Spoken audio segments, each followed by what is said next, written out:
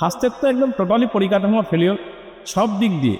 এখানে আজকে বাচ্চা মারা যাচ্ছে, কালকে ওষুধ পাওয়া যাচ্ছে না, কালকে নার্সদেরকে করা হচ্ছে, ধর্ষণ করছে। শিক্ষার ব্যবস্থা যে কী পরিমাণ বাজে জায়গায় সেটা আমরা খুব ভালোভাবে জানি।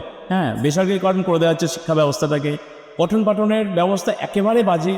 কিন্তু এই সরকারের মুখ্যমন্ত্রী যিনি, তাদেরকে সম্পূর্ণভাবে সরিয়ে দিয়ে, ঠিক আছে, তোলাবাজ, সিন্ডিকেট রাজ, গুন্ডারাজ এদেরকে সঙ্গে নিয়ে রাজত্ব শুরু করলো।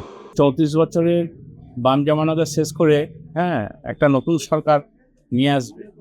প্রথম দিকে হয়তো সরকার ঠিকই ছিল, বিশিষ্টজন ছিল সঙ্গে, বুদ্ধিজীবী ছিল, শিক্ষাবিদরাও ছিল। কিন্তু এই সরকারের মুখ্যমন্ত্রী যিনি, তাদেরকে সম্পূর্ণভাবে সরিয়ে দিয়ে, ঠিক আছে, তোলাবাজ, সিন্ডিকেট রাজ, গুন্ডারাজ এদেরকে সঙ্গে নিয়ে রাজত্ব শুরু করলো।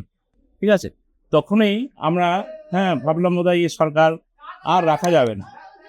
সরকারের চাকরি তো দেওয়ার কথা, সেখানে চাকরি খেয়ে নিচ্ছেন। তাহলে কি করে এই সরকারকে রাখা যায়?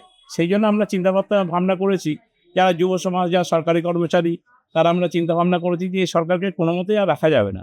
তাই এবার পরিবর্তন অবশ্যম্ভাবী। আমরা এবার দেখি কেন বিজেপিকে নিয়ে এসে আবার দেখি কেন অন্যান্য রাজ্যে তো বিজেপি চালাচ্ছে, ভালোই তো চালাচ্ছে। আমরাও এখানে পশ্চিমবঙ্গে দেখি বিজেপিকে চালিয়ে। অবশ্যই স্বাস্থ্যের তো একদম টোটালি পরিকাঠামো ফেলিওর সব দিক দিয়ে।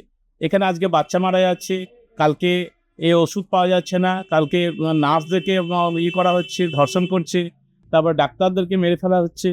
আর আমি একজন শিক্ষক, সরকারি কর্মচারী, আমি একজন শিক্ষক। শিক্ষার ব্যবস্থা যে কী পরিমাণ বাজে জায়গায় সেটা আমরা খুব ভালোভাবে জানি। বেসরকারিকরণ করে দেওয়া হচ্ছে শিক্ষা ব্যবস্থাটাকে, পঠন পাঠনের ব্যবস্থা একেবারে বাজে। কোনো জায়গায় স্কুল আছে, শিক্ষক নাই, ছাত্র নাই তো শিক্ষকও নাই, এমন পরিস্থিতি। অতএব তারপরে বইগুলো এত নিম্নমানের যে আমাদের নিজেরা শিক্ষক হয়ে বলতেই লজ্জা লাগছে।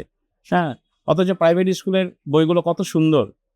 আমরা চাইছি যে আরও ভালোভাবে শিক্ষাঙ্গিনাটাকে একটু সাজানো হোক। এই জন্য আমরা সরকার পরিবর্তন চাইছি।